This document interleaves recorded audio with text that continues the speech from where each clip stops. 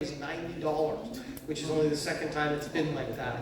So I'd like to give each of our candidates the opportunity to talk about what they will do to improve the cost of living for people living in the 45th District and in Southern California. Hello everybody, thank you so much. First off, cost of living affects everybody, not just in California, but everywhere in the nation right now, but more so in California. You know, I get, as I'm walking, I'm talking to folks say, hey, you know what, our gas price is too high. You know, cost of living affordability is an issue here. It's because we live in a state called California. California is truly a problem right now. If you compare us to many states out there, we don't understand what affordability is because we have a governor with a certain party that dictates where our money should go, and that money can't even be accounted for. So one way we can make sure on the federal, congressional level, to make sure we bring back affordability is to make sure that we go after the fraud and the waste. And that's the one thing that, as those who know me, I've been a police officer 20 years. I was a detective of fraud. That's what I did. That was my background. So I was investigating fraud before it became cool. Before everyone started to talk about it in the media. Before Nick Shirley even started going out there, right? I'm not saying anything about Nick. Nick's doing a great job. But my point is this. You have someone with experience to investigate fraud, to go into Congress and make sure we capture these fraud cases. But more importantly, to put those folks in jail. I don't care if you're the NGOs that are doing the program, taking advantage of the grants. I don't care if you're the elected officials locally, state, or federal. When you break the law and you take the taxpayers' money, then you need to go to jail. You're wasting it, right? And in order for us to really bring back affordability is once we get that money, that goes back to the people. But truly, how do we run our household? When we don't have enough money, we cut. We cut spending. We don't go out that extra dinner or so forth. But in government, it's unlimited, it feels like. And what do? Especially in California, they like to increase tax, increase fees. Well, when you have that unlimited supply from the people of California and America, government has no checks and balances when it comes to that. And that's where I will make sure that we continue to cut taxes for the people. When you don't have the money, guess what? You won't overspend. You're going to have to live within your budget. And that's what's important as government, is that we need to control our spending. We don't have a problem with revenue because all of our taxpayers pay our taxes. But then the problem is the spending. We've increased spending by so many millions and billions of dollars when really have we seen it here locally. So that's something that we need to look at, something I'll do. I will guarantee that I will investigate the fraud out there. Thank you.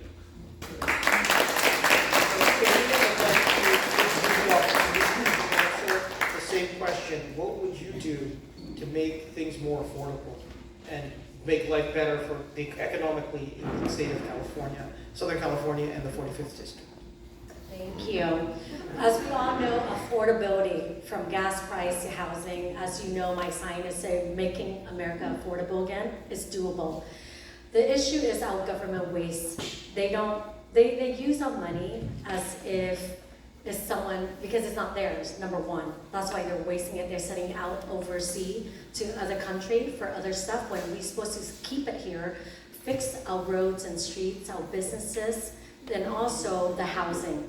As you understand, with our housing situation, nothing is affordable. Like he mentioned, gas price to grocery. When I talk to people at the grocery store, they're like, oh, I double my bill on going to grocery store to buy food now, because of inflation and everything else. Now back to affordability, as you know, housing is so important. In the state of California, we have the highest price on everything because the highest tax, and New York, I guess, have the highest tax. But affordability, the issue is the bureaucrats and the government. Now, we understand that to solve this affordability, we have to increase supplies, right? Supply and demand. Cut red tapes, and that's what we have to do. And then not only that, protecting families who are struggling to stay in the house that they're living in because they can't pay the rent or pay their mortgage, right? As a councilwoman, I have fought, as a sitting councilwoman, I have fought against reckless rezoning in my city here, the city of Westminster. By the way, welcome to my city. Thank you. And thank you. And you know, the decision they are pushing to rezone in our district here of mixed use. When certain area, yes, you can have mixed use where it doesn't affect anyone by the freeway, byways, yes. But when it comes to single homes, you cannot do a mixed use next to single homes because what you'll bring is a different group of people into that neighborhood, but not only that, the value of their homes will decrease, and we don't want that. Now, what we have to do is we have to make sure the best candidate understand that affordability is bigger than housing. It is inflation, like I mentioned with you guys earlier, over-regulation and the rise costs hurting working families. I support practical solution, streamlining permits, which is from the federal and the state, right? Expanding attainable housing, protect homeowners and renters, and creating more pathway for home ownership.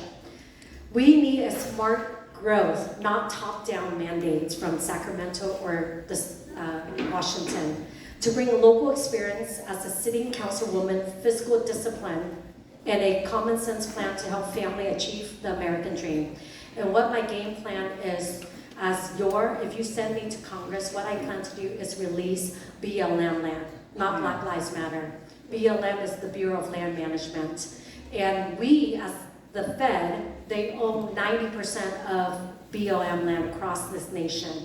Imagine if we just release 3 to 5%, we can fix the housing crisis, the homeless problem, and create more jobs in America here. And that's my game plan. If you send me there, we can fix this, but not only that, we allow the younger generation, Gen Z, to start owning so they would not become a socialist group of younger adults, right? Because once you own something, you want to take care of it. And you take care of it better when you put money out and spend on that. So that's my plan. Just to switch things up, I'm going to start with Amy now. Tell me, Amy, as a member of Congress, what would you do to improve the healthcare system here? Okay, as you know, healthcare, like Obamacare, right? Obamacare promised that you can have any doctor you want, you can go anywhere you want and lower costs. But if we think about it, I don't have to say this, all of you guys can attest. You can't go to a doctor you wanted. Your costs for the doctor and your visit is much higher. Is that true? Raise your hand if it's higher than before. Exactly. So there's the evidence, right? So it's not me talking. You guys all experience it. So healthcare, we have to modify, we have to improve, meaning we have to make sure there is a private and a government partnership. It's very important because for us, we have Medicare for those who need it, right? The low-income family, we have that for them. But then also for those who work at a certain amount where they can't get Medicare, right? They have to pay out of pocket. But with out of pocket, we have to be competitive. We have to make sure that we have funding because as your next congresswoman, I take care of the budget. Congress people hold your budget, hold your purse, because all the tax dollars go to Congress. And we split it out to, education, we split it out for veteran, we split it out, the pie, to our small businesses, to healthcare. Healthcare is so important. Imagine all the money that we sent out to other countries to teach LGBTQ when we can bring it back here to help our education. We, in the state of California, we're at the 20th rank, right? It's unacceptable. We need to change that. But first, we need to fix the healthcare to make sure it's affordable, but not only that, the medicine to make sure it's affordable. Because if you look at other countries, their medicine is so much cheaper. It's doable. The pharma is another thing I will target as well once I get to Congress. Pharma have monopoly over healthcare and over everything. We need to make sure that we don't have them as a monopoly. We have to break that up. But also, you know how the Democrats say your body, your choice, but yet they're pushing vaccination, they're pushing other stuff. It's your body, your choice. You should choose what's best for your family. If you want a vaccine, go ahead, by all means. If you don't want to, it's your rights, and you know what's best for your family. Also now with Planned Parenthood, if you want an abortion, you can do it if you want it. Because for me, I value life from the womb to the tomb. The Fed should not use that money, your tax dollars, to pay for an abortion. Because that's up to the people, what they want to do. If they want it, they can do it. But if they don't want to, then they don't have to. But we should not use that federal money for that, to kill a life.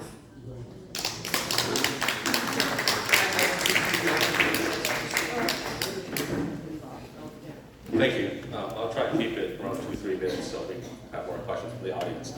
First off, healthcare has been an issue for all of us. One of the problems is that Obamacare is that it really doesn't really allow for the free market to really kick in. One of the things that we really need to look at is open up the healthcare to a free market so we can, people know that's about their health, and we should allow them to pick what healthcare they want, what health plan they want. And so to do that, we got to make it a free market. And that way we can go across state lines, and at a congressional level we can do that because we go across the state lines. And that's one thing that our party has been pushing, is that we allow for a free market healthcare system. So that way you're not tied into one market in California or one market in other different states, but when you open up the market and there's competition, it lowers down the health care costs. The other thing is that we need to increase HSA accounts, right? Those accounts are what's important for us, that we allow the folks to be able to put away more money. So that way when it comes time to retirement, when it comes time to when we actually need the health care benefits, that we are allowed to put more money in it when we are younger, to put in for a retirement health savings account.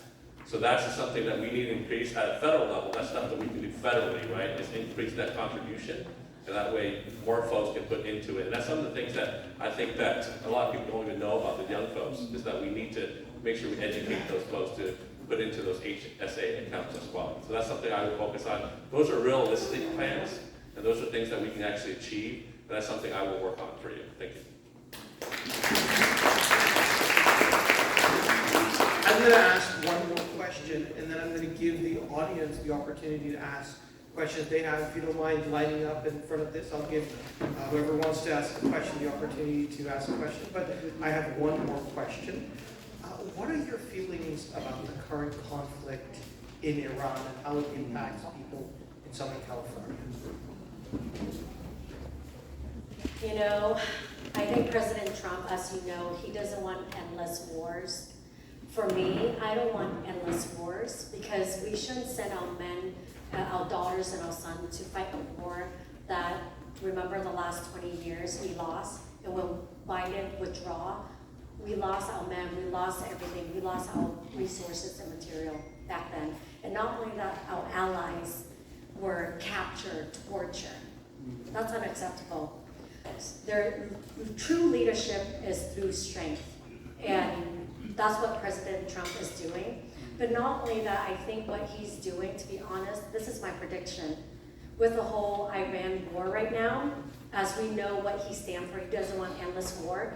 I think he's going to say, you know what, if you can't make this deal by maybe within a few more weeks, a month is the longest, and then he say, now you guys take care of it. You guys take care of the war, because we don't want to send our men there.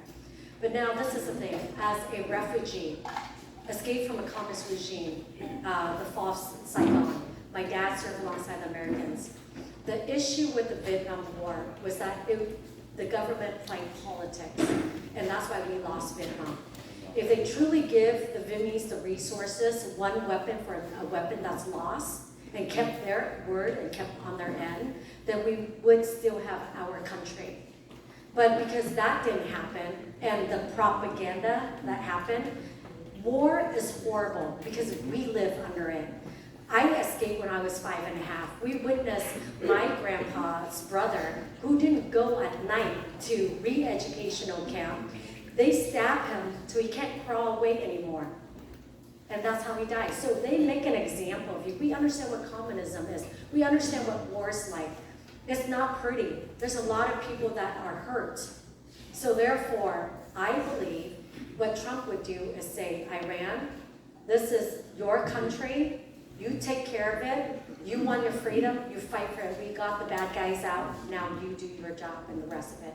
The same concept for Venezuela right now. There's hope for Venezuela, right? It is a socialist country, but there's hope now that the people on the ground, they can actually make it a life for themselves and make it into a republic, right, where they have freedom. They can do that. So therefore, with the war right now, I am against endless war. I don't want war if it's not necessary. But if it's in the best interest of America, because when you send me to Congress, I represent America. I don't represent Vietnam. I don't represent North America. I mean, South Korea or whatever, but I represent America. Now, if it's the best interest for Americans, you guys are all, then that's what I would vote for. Does that make sense? Thank you. I think this works right here now. So the Iran war is obviously a hot topic right now for all of us, right? You know, as a police officer, for as long as I've served, there's a lot of things that we have to put into effect as a police officer. Sometimes people don't understand the things that we have to do to make sure that the people that we serve are protected. Now, I'm not in the situation room with that administration. I'm not in there calling the shots. So all we have is what we see in the media, right? And so with that, you have to understand, you know, Trump made a pledge that he was not going to have endless wars. So the fact that he had to do what he had to do, there must have been something that administration was privileged to, that had information to, that caused him to actually go against his own word. It takes a lot for someone to do that, right? It must take a really serious situation. Now again, as a mayor and council member of the city of Rios, we had to make decisions, and sometimes that decision is based on information we had at the time. Unfortunately, the folks don't have that information because it may be confidential. And those decisions that were made with the information we had in hand. And then sometimes the folks might disagree with us, sometimes they might question it. But sometimes that confidential information in their level is going to be top secret information. So am I for endless wars? Absolutely not. I don't think anyone in this room would be. But at the same time, you know, the previous administration also has drone strikes, also deployed force on other nations, right? And the reason why is that they may have information back then that we don't have. So let the administration do what they need to do. Hopefully he stands by his word that he's going to withdraw the troops when that time comes, when things are done. It's going to be difficult for us right now. We're going to have to go through a difficult moment. But when the administration makes a decision to do something, especially when Trump says he wasn't going to do, it's got to take a lot for him to go back on his word to do that. And you know, at the same time, we shouldn't just pledge blind loyalty to an administration, but we also have to understand there's decisions that have to be made at the top level that we are not privileged to. And when that time comes and that information comes out, heck yeah, we're going to question it. But right now, we want to make sure that whatever information he has that protects our nation and our troops overseas, that we're going to make sure that he carries out those plans. And at the end of the day, he's looking out for the nation of America. And I will support that. Thank you.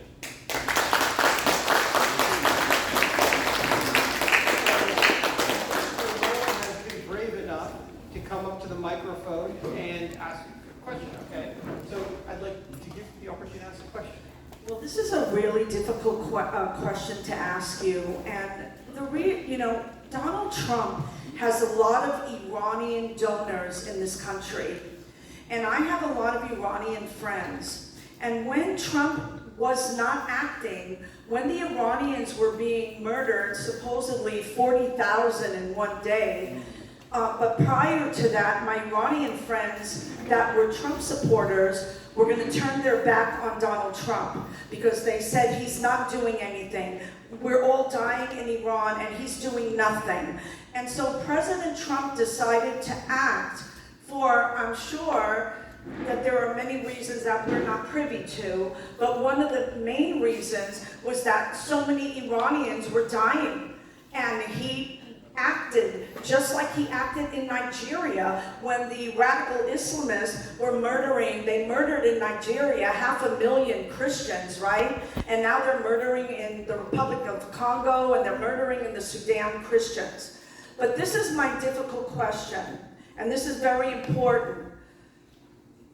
many Jews in America are very worried right now, and this, is coming from, what is happening in Iran, and they're very worried. And they're worried that we have in this country radical Islamists. We have Hassan Piker, who spoke at Yale University and saying we have to destroy empire, we have to destroy terrorist state, right? And so what I want to ask you too is, are you supporters of Israel? And since CARE is actively engaging now in taking over the state of California, what are we going to do? I want to know if you're supporters of Israel, and will you stop this engaging on the part of CARE to take over the state of California for the radical Islamists? Thank you. Thank you for that question. So Israel is an ally of America. So are many nations. And I will pledge that all allies will be a friend of the U.S. Not just Israel, but all allies. Taiwan and so forth. All the other nations as well. So you shouldn't just single out one nation. We have to make a pledge that we support all nations, including Israel. Okay, so hopefully that answers your question. And two, anything that comes into our state or our nation, because remember, we're running for Congress, not for state, that has anything to do with Sharia law, Islamic beliefs, that they want to take over our legal system, right? And I don't have anything against Muslims, the religion itself, because we're American, we're freedom of religion. But when that religion comes into America and try to take over the legal system and try and divert what they believe in and try and influence our American values, absolutely not. So that's very clear, I hope. But I want to also understand, so many people have talked about Israel, because that's the talk of the nation right now, right? But we also have to remember, we have allies throughout the whole entire world. And we need to stand behind them, no matter what. Because when that time comes, we make biggest and strong, but it still takes a world to make peace throughout the world, right? So we need to make sure we bring everyone on board. So because of that, I will support all allies, and definitely I will not allow that to come. Okay, thank you.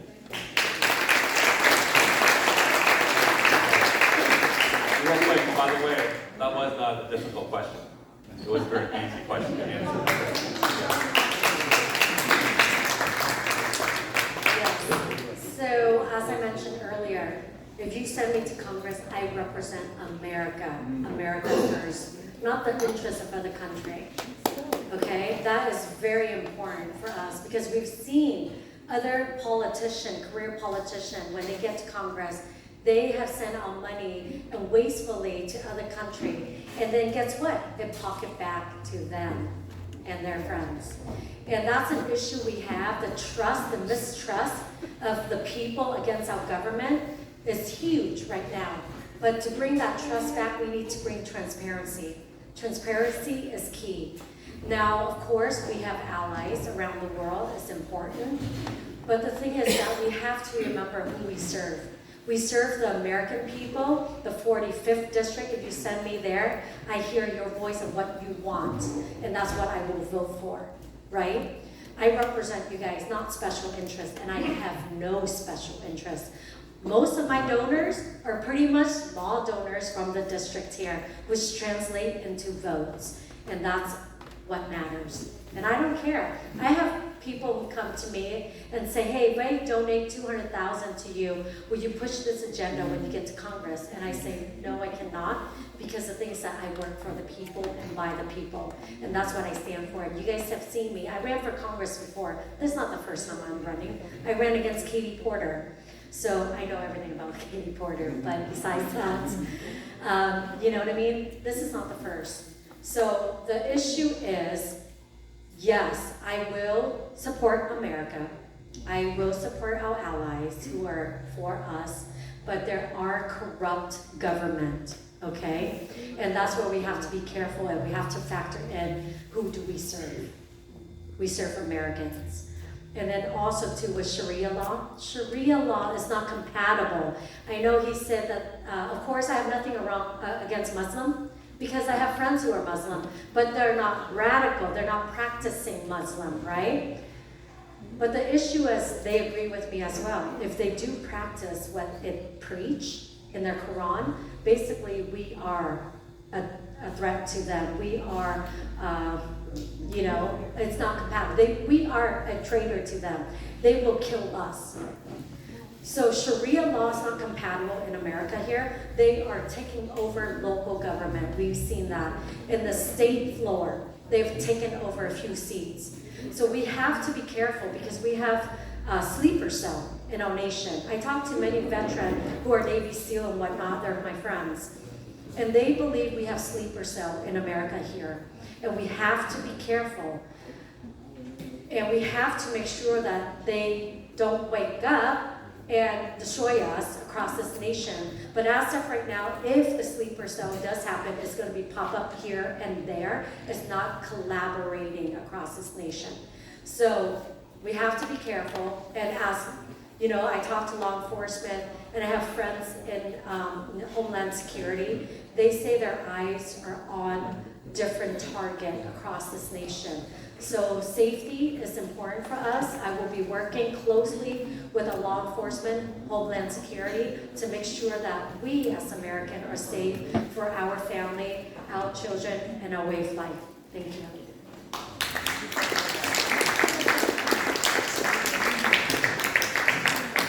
I thought this was like a bonfire debate, so I might get to respond.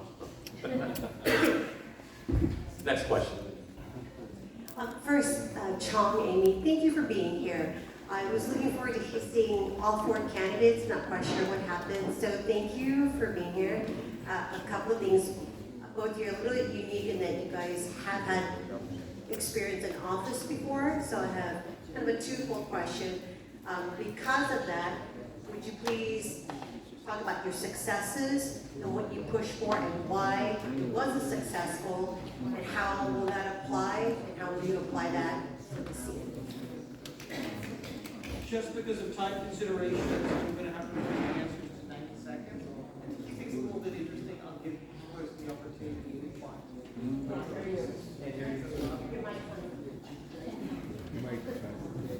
Just to make things interesting, I'm going to cut it to 90 seconds and give the opposite candidate the opportunity to rebuff for 40 seconds. Let's start off. So the things I've been doing to help the city of Westminster, as a sitting councilwoman, I know that I was the one who initiated to bring funding to our city here because I understand that we need money. We were on the brink of bankruptcy. And so I put on the agenda to incentivize to get a third party to hire onto the city to incentivize to seek out funding in the state level and in the Fed. And so we were able to bring into the city of Westminster $3 million to help with senior citizens, to help with small businesses, and to help with law enforcement, public safety. And that's huge. Imagine what I'm doing now when I get to Congress. I will do so much more. Now also with the homeless situation in the city of Westminster, we have a population of almost 100,000. We have only 2 homeless liaisons. I see the need, law enforcement, the chief of police brought it to my attention. I go, I'll make it happen. I don't micromanage my staff. I told them, whatever you need, I'll give you the resources and then you run with it.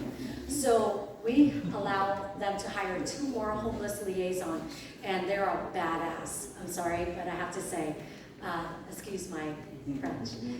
But they are able to clear homeless at the park, which a lot of parents are concerned about because they have kids playing at the parks and needles and whatnot. And then also they're able to clear homeless at small businesses. That is huge. Because in order for those businesses to thrive, we have to make sure it's a location and a place that other people can come and do business and buy from them. So that's what I did. I know I have to be brief. Go ahead. Thank you. So, as a go ahead. Beautiful. Okay, so as a council member, real quick, and thank you for bringing up the obvious that you only see 2 candidates up here instead of 4, right? And I have to say that's very disappointing, not just to me, but to Amy, because most of you are here to see all 4 candidates. And I think, to me, that's a really, I'm not going to try and use the same French that Amy just used, but I think that's BS. that, this was set up for 4, and then last minute 2 of them decided not to show up. So, but you have a commitment for both of us, and we're both here. So I want to say thank you to Amy for being here. I think I'm 90 seconds to answer the question. That's okay, because I think you owe me some time for the other questions. But anyways, in regards to when I was on council, one of the things that I was very proud of is this. It's very simple: 0 tax increase in our city. Okay, and I say that. Because when I ran for city council in 2020, the previous council put on a tax measure on the ballot to raise our sales tax. I was against it. I opposed it when I was running. I won, it lost. Okay, and then on top of that, right, I was told by the city manager at the time, before I got into office, we need you to support this tax measure because we may go bankrupt in 3 or 4 years. We know. When I got into office that first year, I hustled. We worked with a conservative council that we had, the majority, and we opened up that budget book. We went line to line and line to cut things that then needed to be put in the budget. City council, if you're not alert, staff will put things in there just because they will budget things just in case. They will also budget things 4 or 5 years down the line, and they won't even come near it, but they'll put it in this year's budget to make it look like it's inflated and to make it look like we need the money. So that's considered capital improvement projects, right? Those are important, but if we're not going to get to it because we don't have enough staff, enough resources, why put it in the book? So we went line by line by line, and guess what? That first year, second year, third year, fourth year, fifth year, we were able to not touch 1 penny from the reserve. And we can put in extra money into reserve because our sales revenue went up. And most of you don't know about Cerritos, we are a low property tax city. What that means is we gave up our right for property tax, so we have redevelopment money. And then the state, if you remember, years ago took away redevelopment. So what we did was we focused on business and to bring in business and also cut waste in our city. And so I was proud to say we never even talked about tax increase when I was there. Now the council that's there now is raising fees, talking about putting a ballot on the measure, because guess what, folks? They're not the majority Republicans anymore. That's right. Okay, so that's what I'm proud of, and that's what I'll attest to what I did for the people of Cerritos. Thank you.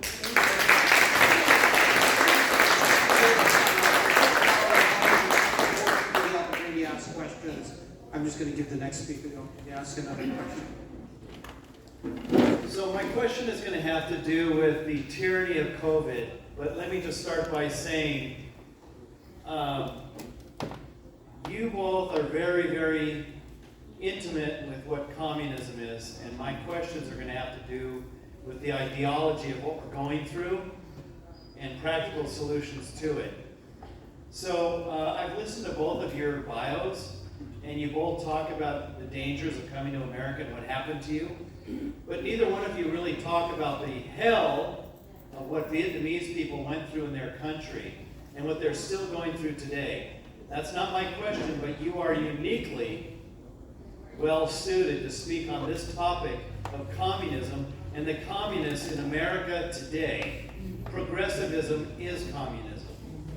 So we suffered in 2020 with the tyranny of the majority, taking away our rights, our God-given inalienable rights. And in the group that I ran with Nettie, we fought COVID tyranny for 4 years straight.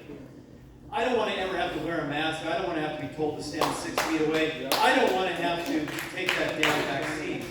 So, as Vietnamese Americans, you guys are heroes.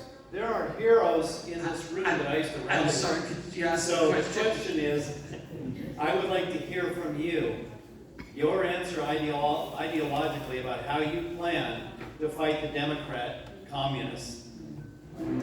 So I believe you spoke second last time, so you start now. Thank you.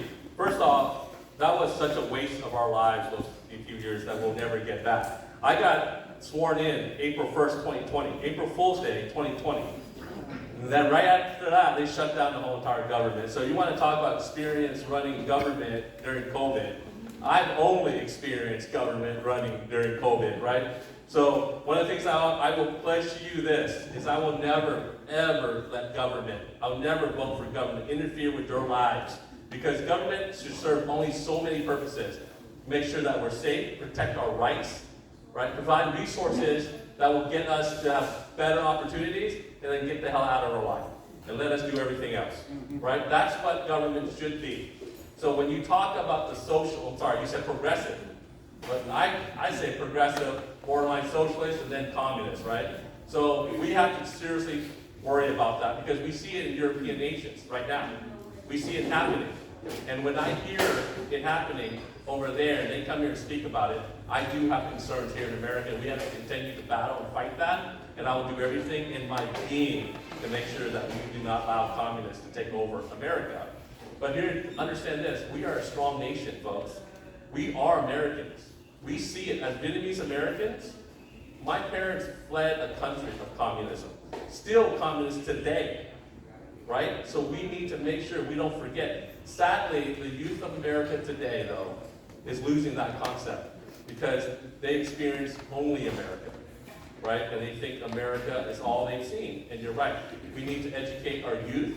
That way we can educate them to understand what our parents, our grandparents went through in Vietnam to come here. And that's what we also need to do to make sure that progressive thoughts aren't indoctrinated into our schools. And so we need to stop that as well. So great question. That's what we need to focus on is our youth today. And when I look out there, there's some members from TPUSA, that have come to hear us speak. And what an amazing group of kids and what an amazing organization that started by Charlie Kirk. And so that's something that we have to always focus on. That's how we will destroy communism, is if we allow our youth to learn what American values are compared to communist values. So thank you.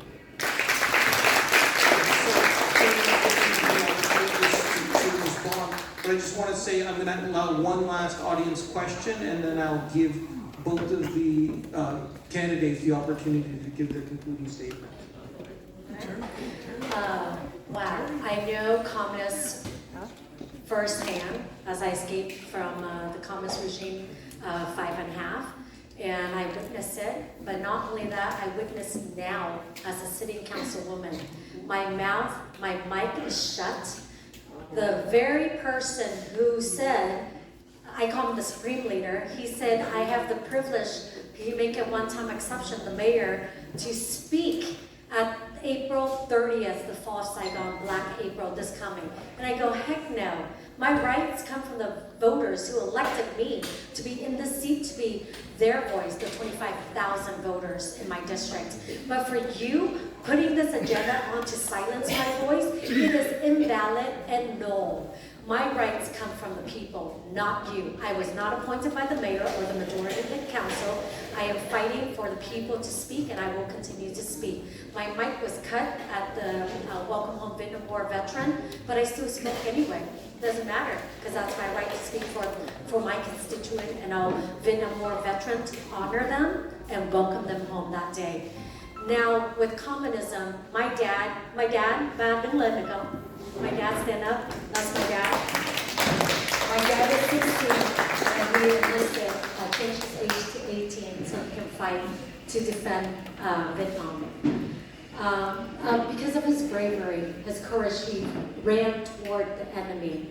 And now it's my turn to run toward the enemy who is stripping our rights away in America here. As every day, and when I get an opportunity, I go to Cerrito College, I go to Cal State Fullerton, I go to Cyprus to speak out and put a table to prove me wrong. And I did want to get their attention, so what I did is, ugly, stupid people want socialism. So I got their attention, they came to the table, and I go, prove me wrong. So which one are you? Are you stupid? Are you lazy? Are you ugly? Which one are you? So, they laugh, but I'm like, hey, did I get your attention? That's the reason why. So now let's dialogue. Let me hear your concern. And so I asked them, have any elected official come to your campus and speak with you and hear your concern? They say no. I go, I'm here because I want to hear your voice. You are the future of this nation, and we need you to know what you have. Your constitutional rights will be stripped away if you don't defend it, if you don't fight for it.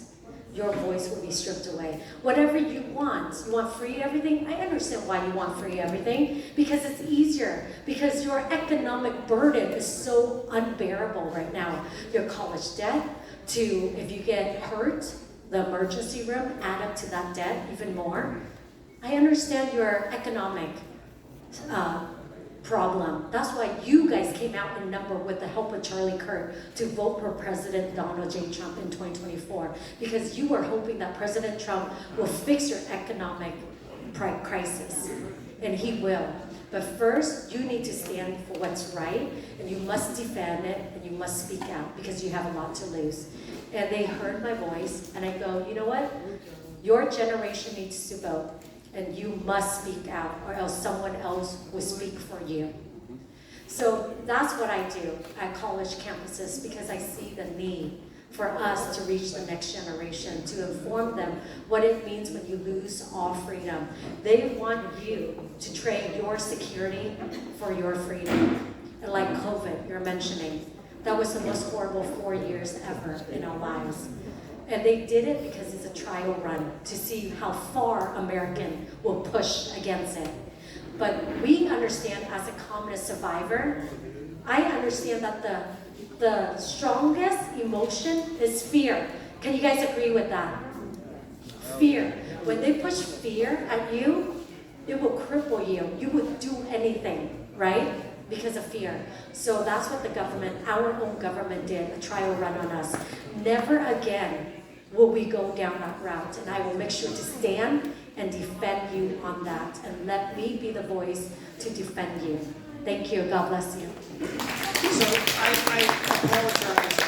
Earlier I said I was going to end it a little bit early. I'm sure there's something that's dramatic that has happened in the news, but we'll just take a short intermission, maybe, and then just to give people find out what happened, and then also then we'll give more questions. Is that okay for everyone? I am very happy with that, yes. All right, so Let's make an intermission just 5 minutes or so, is that okay? Yeah, let's take an intermission. We'll come back and ask more questions. But there's some news that I think everyone needs to read.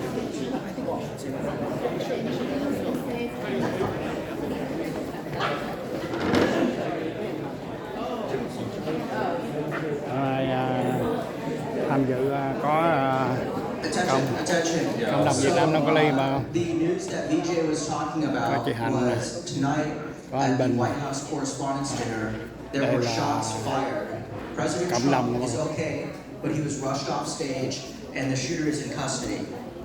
The unfortunate part is the shooter is a 31-year-old male suspect from Los Angeles, California. Well, of course. And according to sources on X, he also donated at least $25 to the Kamala Harris for President campaign.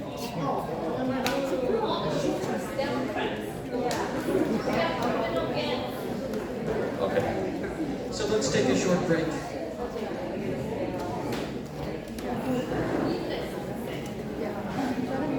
Well, there's plenty of food left, so please get some food and Facebook sit Focus back down. Live We can continue this. YouTube Focus Live số 99, YouTube Focus Live số 22, YouTube Bosa Kali TV số 9, YouTube Người Việt Kali TV, YouTube Người Việt Kali TV số 9, YouTube Lý Đồ Sòng Kali TV, YouTube Lý Đồ Sòng Kali TV số 9, Facebook Focus Live số 2.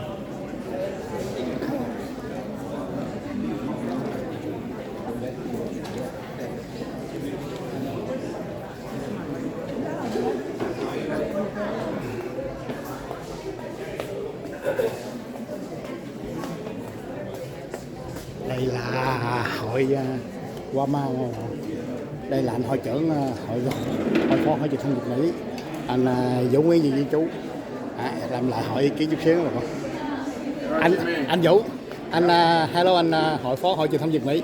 Bữa nay là cuộc tranh luận của hội Cộng hòa, của đảng Cộng hòa.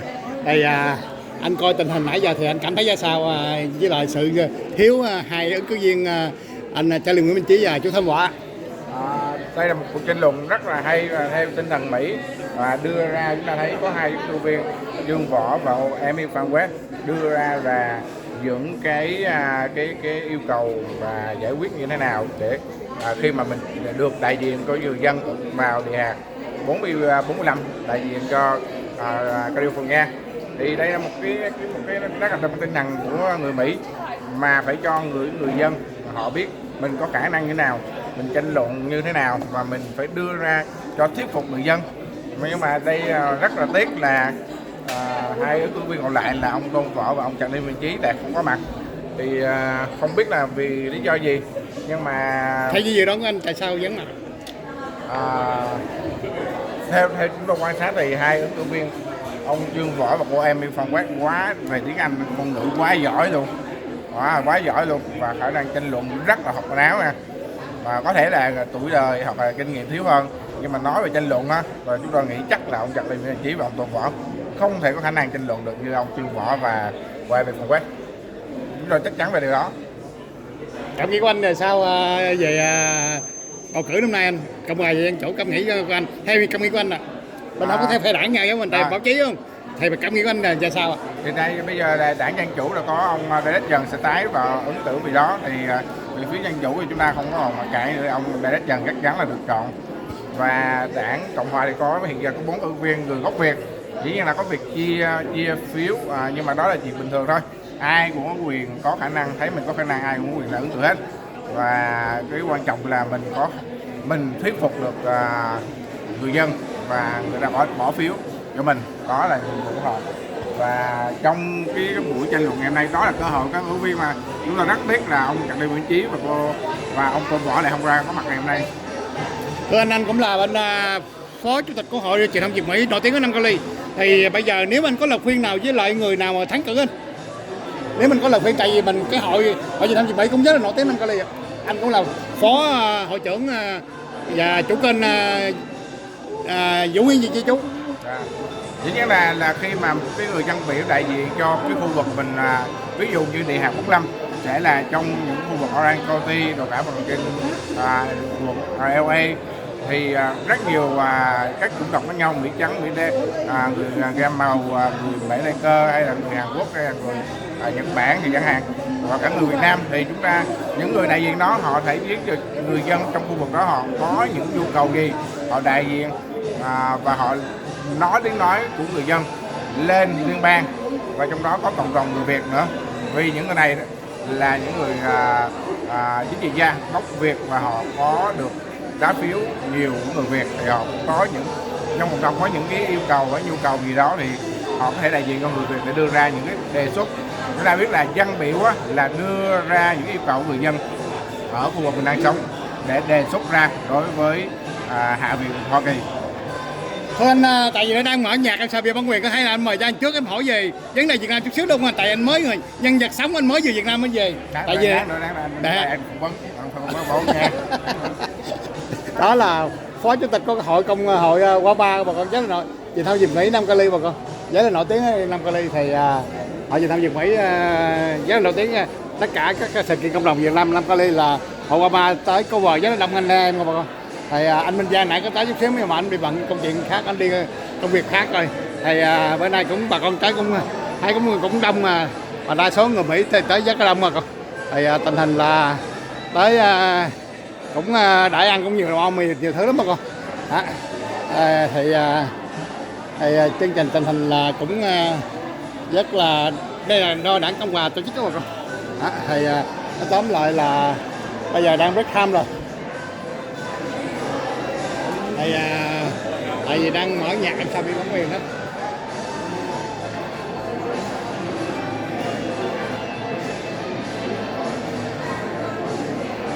Facebook Phố Cái Lương Satavi và YouTube Phố Cái Lương Satavi số 99, YouTube Phố Cái Lương Satavi số 22, YouTube Phố Cali TV số 9, YouTube Lý Lê Phần Cali TV, YouTube Người Việt Cali TV, YouTube Người Việt Cali TV số 9, Facebook Phố Cái Lương Satavi.